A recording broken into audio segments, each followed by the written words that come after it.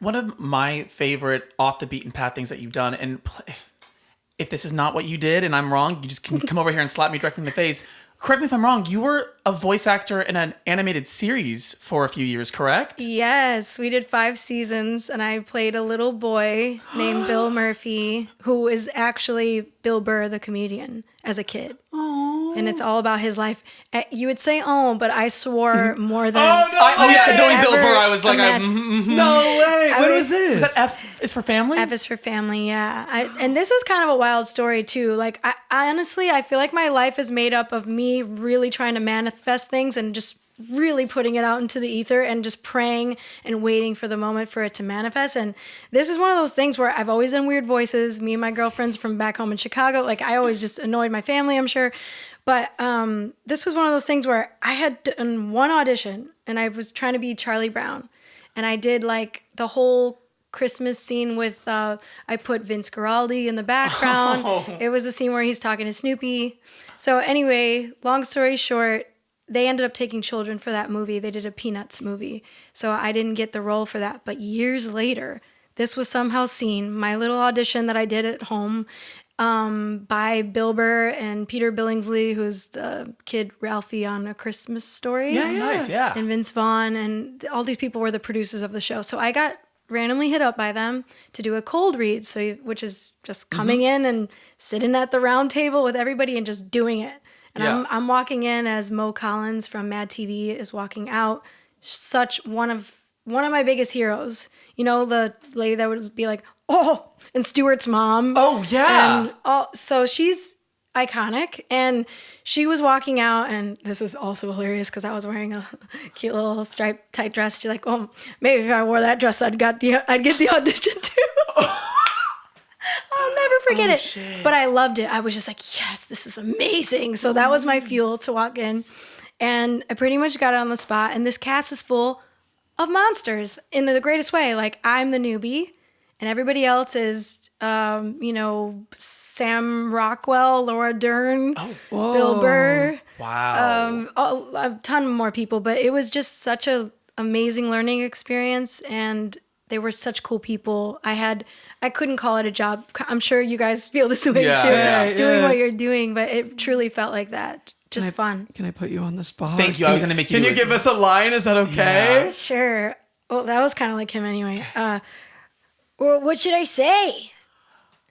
Thank you so much for having me on the show today, guys, even though you freaking suck.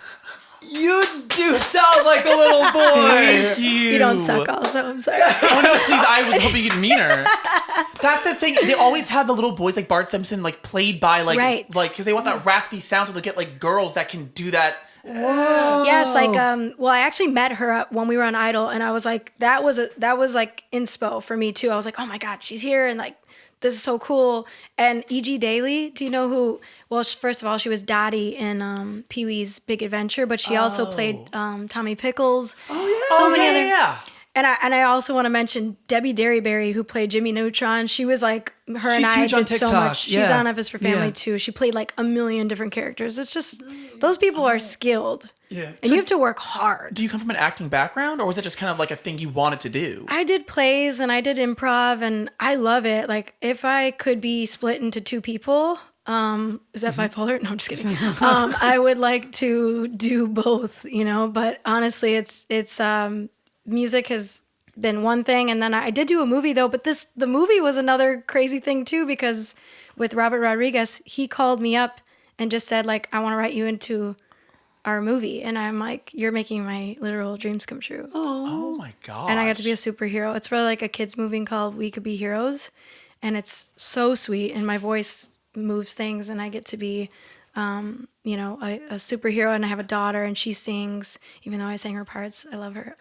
That's so cool, kind of marrying your love for acting and singing as well. Yeah. That's so cool, like doing both. Yeah, that's like the coolest gift I could ever imagine. I just want to continue to do stuff like that. So when you're approaching, because there is I don't want to call it, it's not a theatricality to performances, there's like a flamboyancy almost. Like, do you approach all these songs from an acting perspective where you're like, oh, I think that in this world, this is where the growl would happen, and that's why I would do it? Or yeah, I mean, kind of wild. Like I've seen a few reaction videos, right, where people are like dissecting us as performers, and it's funny to me when so many of them will say, well, she did this here because of this. And to be quite honest, I'm not like premeditating for the most part. Like I could have a roadmap of maybe where I want to go dynamically, but I leave a lot of space to just let the spirit hit me and be theatrical if it calls for it. And I do feel like I channel a different kind of character or mold when I'm doing things, especially like postmodern jukebox, where you're encouraged to